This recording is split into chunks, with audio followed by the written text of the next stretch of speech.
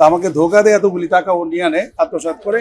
এমনকি টাকা আমাকে আমার কাছ থেকে নেয় 5,21,50,000 টাকা। আমি একজন সাধারণ ব্যবসায়ী, ফুলবাড়ি এলাকার রেডিমেড গার্মেন্টস ব্যবসায়ী। আমার ছোট একটা ফ্যাক্টরি আছে নারায়ণগঞ্জ।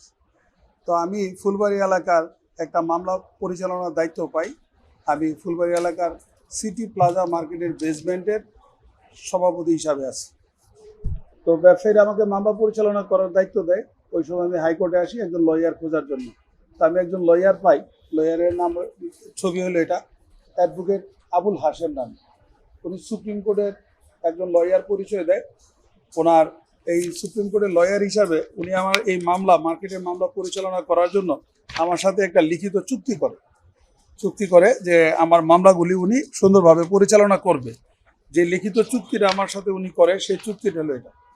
ওনার পেডের মধ্যে আমার এই মামলা পরিচালনার জন্য একটা চুক্তি করে। তো এখানে জয়নুল আবেদিন স্যারের একজন ক্লার্ক থাকে হুমায়ুন নামে, সাক্ষী হিসাবে, আর আবুল হাশেম হইল এটা লয়ার হিসাবে থাকে। তো এই পেডটাই 2 নাম্বার। এই পেডটা 2 নাম্বারের জন্য বললাম, ও সুপ্রিম কোর্টের কোনো লয়ার না। ওর ভিজিটিং কার্ড আছে, ওর অফিস আছে, ওর পেড আছে, ওর সব কিছু আছে। তো এই চুক্তি করার পরে আমার কাছ থেকে সর্বপ্রথম ও বলে যে আপনি তো মামলার পিটিশনার না, আপনি মার্কেটের সভাপতি। তো মামলাটা পরিচালনা করতে গেলে আপনি পিটিশনার হলে ভালো হয়। এই মুহূর্তে আপনাকে অ্যাডেড পার্টি করানো যায়। অ্যাডেড পার্টি যদি করেন তাহলে আপনি মামলার সমস্ত বেনিফিটটা আপনি পাবেন। কারণ মার্কেট বেসিস, ওখানে অনেক দোকান, হরেক রকমের লোক থাকে, ওখানে টাকা পয়সা ইনভেস্ট করতে হয়, আপনার টাকার উত্তোলন করতে হবে। তো ওই অ্যাডেড পার্টি করতে কি করতে হবে বলো, 50 লক্ষ টাকা লাগবে অ্যাডেড পার্টি করার জন্য। ওর পেডের মধ্যে আমার কাছে লিখিত দিয়া 50 লক্ষ টাকা নেয় আমাকে অ্যাডেড পার্টি করার জন্য। তো এখন ও আমাকে অ্যাডেড পার্টিও করে না। এই মামলা রায় হয় হাইকোর্টে, আমরা রায় পাই। পরবর্তীতে অ্যাপিল ডিভিশনে যায়, ওখানে স্টেট কোর্ট না কি বলে এটা হয়। পরবর্তীতে এই মামলার রায় ফুল বেঞ্চে যায়, ওখানে আপিল করে, আপিল ডিভিশন থেকে আমরাই রায় পাই। তো এখন ও আমার এই রায়গুলি করে দিবে বইলা, জজদেরকে বা কোর্ট ম্যানেজ করবে, এই সমস্ত কথা বইলা আমার কাছে অনেকগুলি টাকা নেই, যেগুলি কোর্ট ম্যানেজ করতেই হবে। ও আমাকে বুঝাই ভাবে যে বেসমেন্ট হইল সুপ্রিম কোর্টের একটা ল, কার পার্কিং থাকবে, ওখানে আপনাদের দোকান নির্মাণ হবে, এটা অনেক বড় একটা ব্যাপার। এটা সমাধান করতে গেলে আপনার অনেকগুলি টাকা লাগবে, জজ ম্যানেজ করতে হবে, কোর্ট ম্যানেজ, আদার্স লাগবে। এইভাবে নিতে কোনো একটা রায়ের জন্য 1,62,00,000 টাকা নেয়, সেটা ডকুমেন্টসও আমাকে দেয়, আর সিল সাপোর্ট সহকারে আমাকে বিল করে দেয়। তারপরে আবার মামলা পরিচালনা 30 লক্ষ টাকা নেয়। এইভাবে পার্ট টু পার্ট আমার কাছে যে টাকাগুলি নিয়েছে প্রত্যেকটার ডকুমেন্টস আমার কাছে দেয়। কিন্তু ও একটা পর্যায়ে প্রমাণিত হয় যে ও সুপ্রিম কোর্টের কোনো লয়ার না। যে সময় মামলাগুলি পরিচালনা করতে করতে আমাকে অ্যাডেড পার্টি করে দেয় না। আমি ভালোভাবে খোঁজ নিয়ে দেখলাম, পরে একজন বললো বারে যে কমপ্লেন দেয়। কমপ্লেন দিছি, এই কমপ্লেনটা আমার কাছে আছে, পেপারস, এই কমপ্লেন আমি দিছি। জি, বার কাউন্সিলে কমপ্লেন করছি ওর ব্যাপারে। ওখান থেকে বলছে আপনি যে কমপ্লেন দিলেন, আপনার কাছে টাকা নিছে, ও তো বার কাউন্সিলে কোনো লয়ারই না। ওই সময় তারা আবার এই বার অ্যাসোসিয়েশন নাকি এখানে আমাকে পাঠায়। ওখানে যে আমি আবার একটা লিখিত দরখাস্ত দিই, দেওয়ার পরে দেখলাম ওই বাংলাদেশ সুপ্রিম কোর্ট অ্যাসোসিয়েশনের কোনো লয়ারই না। তা আমাকে ধোকা দেয়, এতগুলি টাকা ও নিয়ে আনে আত্মসাৎ করে। এমনকি টাকা আমার কাছ থেকে নেয় 5,21,50,000 টাকা সর্বমোট।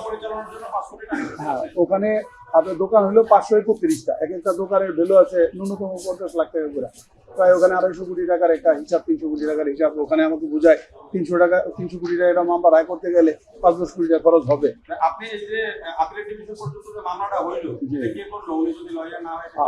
উনি এটা করে নেই। আমরা জয়নুল আবেদিন স্যারকে আমি নিজে নিচ্ছি, বা প্রবীণ নিয়োগী স্যারকে আমি নিচ্ছি, আর শিশিমণি স্যারকে আমি নিচ্ছি। ওনারা ছিল আমাদের মার্কেটের পক্ষে, আর বিপক্ষে ছিল রুহুল কুদ্দুস কাদর সাহেব ছিল গভর্নমেন্টের পক্ষে। ওইভাবে মামলাগুলি আমরা পরিচালনা করছি। তারা আমাকে পরিচয় করে দিছে ওর সাথে, লয়ারের সাথে, হাসিমের সাথে। বলছে যে কোর্টের ভিতরে সব ধরনের কাজ উনি করতে পারবে, আর আমাদের এটা রায় দরকার, ক্ষতিগ্রস্ত দোকানদারদের পক্ষে দরকার। ওই সময় উনি আমাকে 2-1টা ম্যাজিক দেখাইছে। আমি ব্যবসায়ী মানুষ, ম্যাজিকটা কি, চলেন আশফাক স্যারের রুমে চলেন। রুমে নিয়ে গেছে, ওখানে যে মেন ফাইল আছে, ফাইলের মধ্যে যে কাগজ আছে, কোন কাগজটা আপনার লাগবে, এগুলি আমাকে ওখান থেকে বের করেও দিয়ে দিই আশফাক স্যারের রুমে। ওই বিচারপতির যে 2 নম্বর কোর্ট যেটা আছে, কোর্টে ওনার রুম পিছনের একটা গেট আছে, ওখানটা ঢুকে আমাকে ভিতরে নিয়ে গেছে।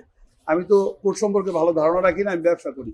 তো উনি আমাকে নিয়ে গেছে ওখানে যারা আছে দায়িত্বে, নাম হয়তো কারো নাম বাবুল, জাহাঙ্গীর, ওনারা সব ওনারই পরিচিত আত্মীয়। এখানে ওই হাশেম অলরেডি প্রায় 300-র মতো কি বলে পিয়ন বা আদার্স চাকরিতে দিয়ে রাখছে, যেগুলি সবাই ওর কাজ করে। যে সময় কল্যাণ ট্রাস্টের ও একজন সাবেক সেক্রেটারি ছিল। কল্যাণ ট্রাস্টের অনেকগুলি টাকা আত্মসাৎ করে বিধায় ওর যে পেনশনের টাকা চাকরি করতো, এই পেনশনের টাকাটা কল্যাণ ট্রাস্ট কর্তন করে রেখে দেয়। ও কোনো পেনশনের টাকা পায় না। ও প্রকৃতভাবে কোর্টের ভিতরে যত ধরনের 2 নাম্বারই হয়, এই 2 নাম্বারগুলি আবুল হাশেম নিজে করে। কোনো বিচারপতির সাথে আমার দেখাও হয় নাই, কথাও হয় নাই, টাকা বিনিময় হয় না, কিচ্ছু না। তারা তো টাকা পয়সা নেয় নাই, তারা তো 2 নাম্বারই করে নাই, তারা তো ঘুষ খায় নাই। ঘুষটা তো 2 নাম্বারিটা করছে অ্যাডভোকেট আবুল হাশেম, ওনাদের নাম বিক্রি করছে আবুল হাশেম। কিন্তু বিচারপতিরা তো 10 টাকা আমাদের কাছে চায় নাই। এটা আবুল হাশেম আমাকে নিয়ে গেছে যে সময় আশফাক স্যারে নাই, রুমে নিয়ে বসাইছে, চা খাওয়াইছে, সবই করছে, যে এই রুম আমাদের। ও আমার কাছে টাকা নেওয়ার জন্য ওর যে কৌশলগুলি সেটা অবলম্বন করছে, আমাকে দেখাইছে যে এই রুমগুলি সব আমার। এই কল্যাণ ট্রাস্ট এই ভবনও নিজে করছে, এই কল্যাণ ট্রাস্টের এই ভবনটাও নিজে করছে। এইভাবেই বল 30 বছর যাবৎ এখানে যে প্রমাণ পাইছি তো ও আইনজীবী না, এটাও সেটা আমি দেখাইলাম। ও যে এখানকার আইনজীবী না, ও ঢাকা জজ কোর্টের আইনজীবী। সেখানেও আপনারা অনলাইনে সার্চ দিলে পাবেন, ও সনদ 2 নাম্বারি করে পরীক্ষা দিয়ে আইনজীবী হয়নি। এটাও আমরা জজ কোর্টে যে সময় গেছি ওই সময়টাও আমরা পাইছি যে ওর সনদের মধ্যেও ঘাবলা আছে, এটা ও পরীক্ষা দিয়ে সনদ নেয় নাই। আমি বার কাউন্সিলে গেছি, যাওয়ার পরে কমপ্লেন দেওয়ার পরে ওনারা দেখছে ও কোনো লয়ার না, সেটা সনদ আমাকে বার থেকে দিছে। এরপরে বলছে ঢাকা বারে যে কমপ্লেন দেন, ঢাকা বারে কমপ্লেন দিছি। দেওয়ার পরে আমি ওখান থেকে একটা রায় পাইছি, ঢাকা বার থেকে রায় পাইছি যে আমার টাকাগুলি আত্মসাৎ করছে। সেই ঢাকা বারে রায় হলো এটা। হ্যাঁ, ঢাকা বার থেকে যে রায় দিছে, এটার রিপোর্টটা আপনারা পড়লে পাবেন যে আইন সচিবের কাছে পাঠানো হয়েছে আইনগত ব্যবস্থা নেওয়ার জন্য, এবং ঢাকা বারেও বাংলাদেশ বার কাউন্সিলও পাঠাইছে। তা আমি বার কাউন্সিলে যে আবার এটা রিপোর্ট জমা দিচ্ছি, ওখান থেকে আবার অ্যাটর্নি জেনারেল সাহেবের কাছে আমার কিছু পাঠাইছে, অ্যাটর্নি জেনারেল সাহেব আপনাদের কাছে পাঠাইছে যে আপনার বিষয়টা জনগণের সামনে তুলে ধরেন, যে এখানে কোর্টের ভিতরে 2 নাম্বারই হইতেছে, লয়ার পরিচয় দিয়া এখান থেকে কোটি কোটি টাকা আত্মসাৎ করে বিষয়টা জনগণ জানে, কেউ যেন ধোকার মধ্যে আর না পড়ে।